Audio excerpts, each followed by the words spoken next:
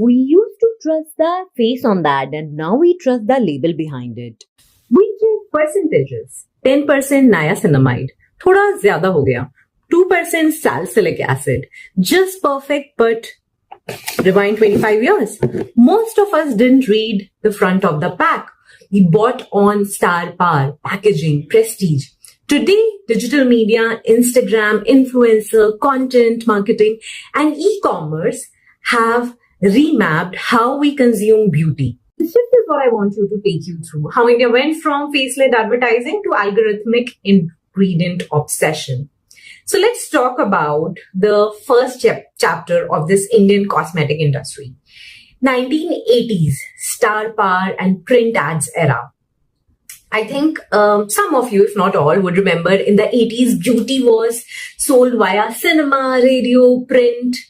Lux called itself the beauty soap of the stars. Ponds cold cream ads featured actresses in silk saris with glowing skin. The narrative, if the star uses it, you should too. The medium mattered. Full page magazine spreads, front page newspaper ads, neon billboards, TV commercials that aired during our favorite evening films or soap operas. Trust was emotional. Aspiration, familiarity, fantasy of Bollywood and glamour world used to dominate. Products were very few. I think all of us remember using Lux and Lifebuoy for the longest of time. Most daily skincare was still home remedies. Haldi, besan, aloe vera, coconut oil, parachutes, and Vico turmeric used to be a household item. No activities, no claims, no clinically tested stamp, just aspirational beauty. That was the era that perhaps most of our parents lived in and most of our early childhood was, at least for me. Then came 1990s. When I was actually a kid, liberalization, foreign brands and changing ads were talk of the town. The 1991 economic liberalization changed everything. Foreign brands entered India. L'Oreal, Revlon, Maybelline, these are the brands that I grew up with in my teenage. Suddenly our shelves had global names. Advertising shifted. Glossy magazine spreads came into picture. International models we started to follow. Taglines like, because you're worth it. L'Oreal entered India. Consciousness. Indian legacy brands adapted. Ponds launched Age Miracle. People started getting conscious about how their fine line looks, how are they aging. Nivea expanded its line beyond a simple skin cream. Consumers started comparing textures, finishes, scents. The idea that imported is equal to better gained ground. And that's quite true across industries and not just cosmetics, so as to say. We Indians obsess with international and we associate international with quality. Prince ads started highlighting new formula, vitamin enriched, non-greasy, etc., etc. The language shifted subtly from beauty to benefits. And then came era of 2000s to 2010s. Digital emergence and influencer power. Things like Facebook, Instagram started to pick up. This was the era of exposure and choice. Internet penetration rose. Google became the first stop before purchase. We would Google things like, what are the reviews saying? If you're buying via Amazon, you would see what people are saying after the use. Beauty blogs, vlogs, and product reviews sites emerged. YouTube tutorials taught routines and techniques. Suddenly consumer asked, will this clog my pores?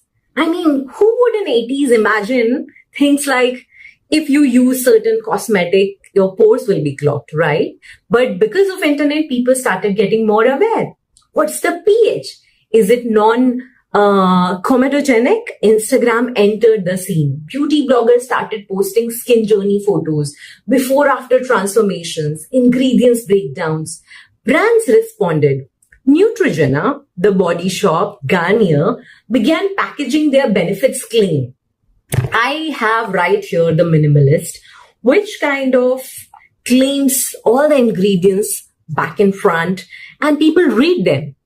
So influencer tie-ups, Instagram stories, hashtag campaigns became central. Print and TV were no longer the only channels.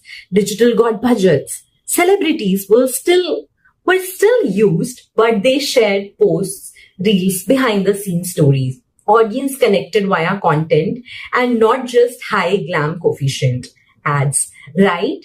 And honestly, I follow so many Instagrammers and they simply break down stuff in that 1 minute bite-sized reel so well that it kind of really helps me understand what do I want for my skin, and that kind of shapes my choices as well when I am choosing my cosmetic products. So honestly, more than ads, we do rely on a lot of organic content. And once you consume this organic content, ads chase you and then you end up buying via those, right? And then came 2020s, the ingredients and digital first era. We live in the era of ingredient hierarchy.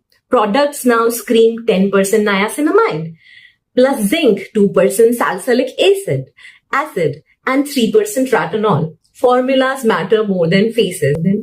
You would remember those couple reels where, husband is memeing wife saying, her beauty products have more chemistry than my chemistry subjects.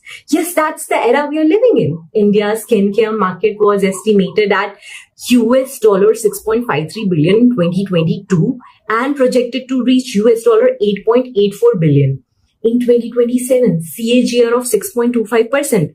So more recent reports place 2024 value at 8.78 billion. That's serious growth, serious opportunity for businesses and for marketers as well. Euromonitor and industry reports note that ingredient-led innovation, e-commerce are now key drivers. So this isn't niche, it's the mainstream. It's the mainstream because of us consumers, right? Legacy brands had to adapt. You will now see Ponds with Gluta Boost C, Nivea with Vitamin E enriched, dermatologically tested badges, etc. Right? And yes, the childhood days cream like Vico turmeric, etc. still exist, but they have also changed their approach on how they approach their marketing and branding. They still use familiar faces, but layer it with proof, clinical trials, dermatologists, ingredient percentage. Digital marketing is now the backbone. Instagram Reels, TikTok, YouTube duets, product challenges, these hashtag challenges. Beauty brands ride nowadays on algorithms. User-generated content plays a key role, and reviews are more powerful than paid ads. Search engine optimization, generative engine optimization, Google Ads, and sponsored social posts drive discovery. Platforms like Nykaa, Myntra, Flipkart are not just sellers, they are discovery engines. And they have solid review system, which means you can go and figure out what people are saying, and people do share detailed reviews. Now let's talk about the era of Nykaa, Dot & Key, and platform trust. Nykaa, the very own Indian brand we all know from Shark Tank.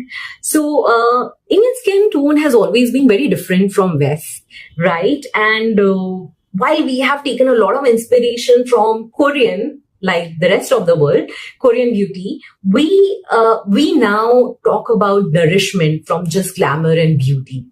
So let's spotlight Nykaa. Nykaa disrupted retail discovery plus education. They didn't just import global brands. They brought a community, reviews, quizzes, brand stories from Nykaa's 2024 beauty trends. There was 60% rise in late night skincare purchases. Interest in Korean beauty, glass skin, essence grew 2.5x faster than average. Studies of Nykaa consumers' behavior show that price, quality, availability, social media influence significantly impacts the decision. Marketing mix, content plus influencer collab plus omni-channel presence. They nailed engagement and retention strategies. So if you are in this fast-moving cosmetic industry and you're not doing digital right, then you're set to fail, right? And if you're a marketer in this industry, you do need to know all the nuances these brands have already learned by failing and doing again and again. Let's talk about Dot and Key. We all have this. I also have somewhere this cute little Dot and Key box, a brand that made ingredients fun and friendly, pastel packaging, swipeable quizzes, ingredient storytelling in stories and reels. They merged science and narrative. They gave consumer control, skin type needs, and that approach resonated deeply. Dot and Key leveraged Instagram heavily, tutorials, UGC, which products suits me, quiz posts, etc. And that kind of led to their virality, right? And also they made these tiny boxes packaging for people to try them on, because if you have a habit of using a big media dabba, then you will not just pick up any other product, right? So they came up with these tiny boxes so that you can try them, and if you like them, then you go ahead by using them for future. Let's talk about Korean K-beauty influence and ritualization. K-beauty didn't just export products, it exported rituals, sheet mask, essence layering, double cleansing. Indian consumers adopted them. Demand for K-beauty surged in 2024 via online channels. Brands in India took note. Now we see hydration, layering, barrier repair, glass skin, all borrowed and adapted. That shift pushed the idea. Skincare isn't just connection. It's nourishment, ritual, and consistency. Now, what is the learning for you from all of this? Instagram and TikTok and YouTube and your digital social platforms, they are key. Tutorials showing 7-step, 10-step rituals, that's key. Social proof and digital word of mouth. Studies of Indian consumers show they rely heavily on social media. We all know that. We have been there, done that. Ads, lose weight, peer content gains. Impulse and emotional buying. Gen Z especially is prone to impulse buys triggered by limited time deals, flash sales, countdown timers, visuals, and emotion dominate. Platform trust, individual brand trust. A consumer might not trust a new brand, but trust a platform like Nykaa or Flipkart to vet it because they have good review system. Data-driven personalization is key. Teach me things according to my skin type, my specific problem. And people like you who bought this is also a very key trigger in an industry like this. Email triggers during festival with packages that combine all the things that my body skin type would need are a great way to sell. Clean, green, premium is in demand. Research in 2025 shows that Indian buyers increasingly seek eco-friendly, clean ingredient skincare, especially in the premium segment. Late night shopping trend, that 60% bump from Nykaa suggests skincare is no longer a daytime rational buy. I mean, all the retinol oils you're supposed to put at night. You're supposed to put your under eye cream and your hair mask, etc. also at night, right?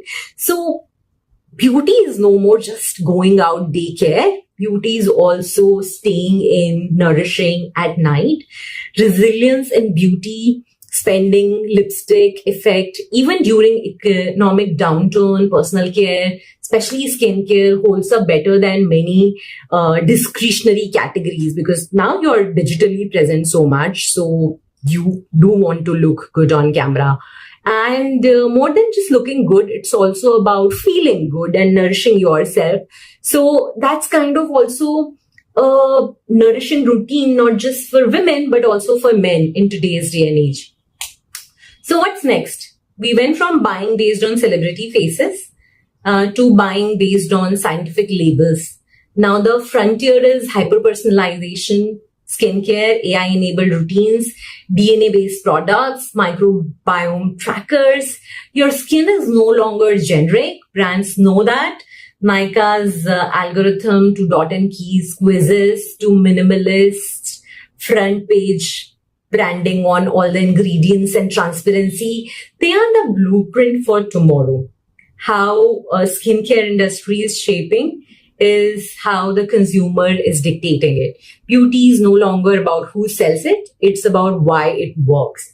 If you like diving deep into India's beauty and digital journey, hit like, subscribe. And this video is from my segment, Famous Brands and Their History in Their Industry's Evolution.